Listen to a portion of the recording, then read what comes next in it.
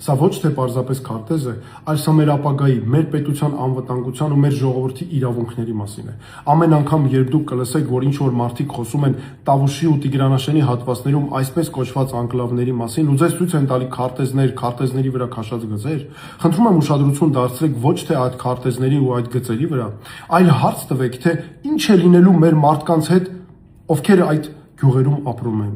Ինչ է լինելու մեր քաղաքացիների իրավունքների հետ։ Ինչ է լինելու մեր պետության անվտանգության հետ, ինչպես է դասավորվելու մեր պետության ապագան։ Եվ հիմա ես կոնկրետ օրինակներով մի քանի ցույց կտամ այդ խնդիրները, ու դրանք ոչ թե ինչ-որ բամբասանքներ են, չստուգված տեղեկություններ, այլ 10 տարի ես եւ իմ թիմը այցելել ենք սահմանային բնակավայրեր, իրականացրել ենք փաստահավաք աշխատանքներ, փորձաքննություններ ենք արել, ուսումնասիրություններ, մարդկանց հետ ենք խոսել ու հավաստի, օբյեկտիվ հաստատվող ապացույցներով հիմա ես ձեզ ցույց կտամ խնդիրները ու ինչպես պետք է հարցը լուծվի։ Նայեք, սա մեր Հայաստանի Հանրապետությունն է, մեր Տավուշի մարզն է։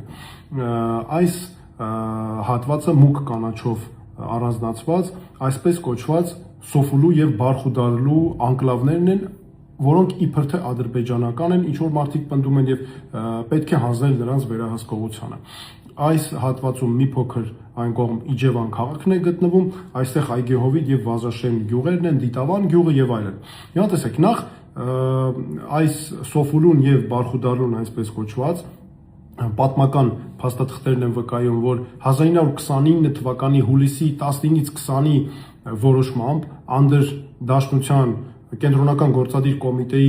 անտարային եւ հողային վեճերը լուծող տեղական հանձնաժողովի մասին է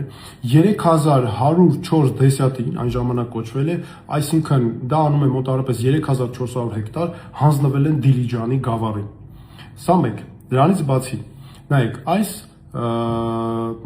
լուծումների դեպքում, այսինքն այս հատվածը Ադրբեջանին հանձնելու դեպքում նրա մեր ազատամուտ բնակավայրի եւ կայան բնակավայրի միջև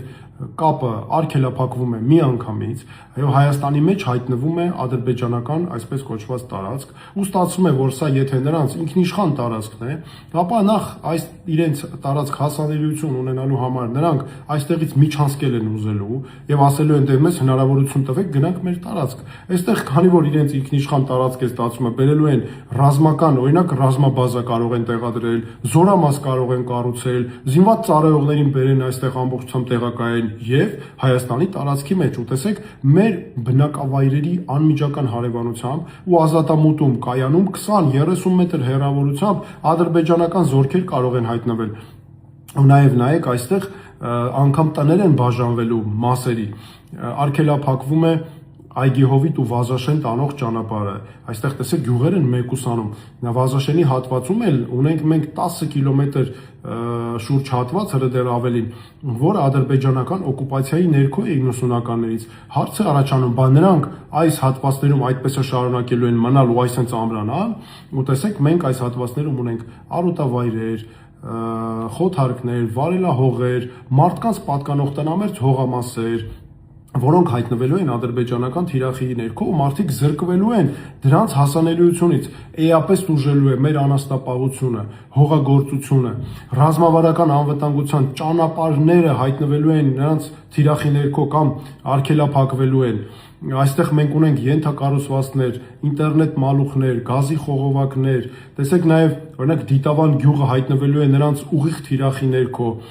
ընդ որում մենք այստեղ ունենք մարդկանց պատկանող հողամասերի կադաստրային փաստաթղթեր, տները պատկանող, այսինքն տեսնում եք այս ամենը փաստեր են, որ մենք պետք է օգտագործենք, սրանք միջազգային ատյաններում, միջազգային իրավունքում կարևորագույն նշանակություն ունեն, նաև այն գերտերությունների համար, որոնք ստեղծել են հենց այս միջազգային համակարգը, օրինակ Ամերիկայի Միացյալ Նահանգները, Ֆրանսիան եւ այլն, դրա համար եմ ես ասում, որ Հայաստանին պետք է այնպիսի իշխանություն, որը ոչ թե իր շահերի մասին է մտածում, այլ այս հարցերը դնում է դիվանագիտության հիմքում, առաջ է տանում եւ առաջնային հարցը դնում պետության անվտանգությունը։ Ես մի քանի օրինակ եւս այս գյուղերով ցույց կտամ, թե մյուս հատվածներում ինչ կարող է տեղի ունենալ։ Ընդ որում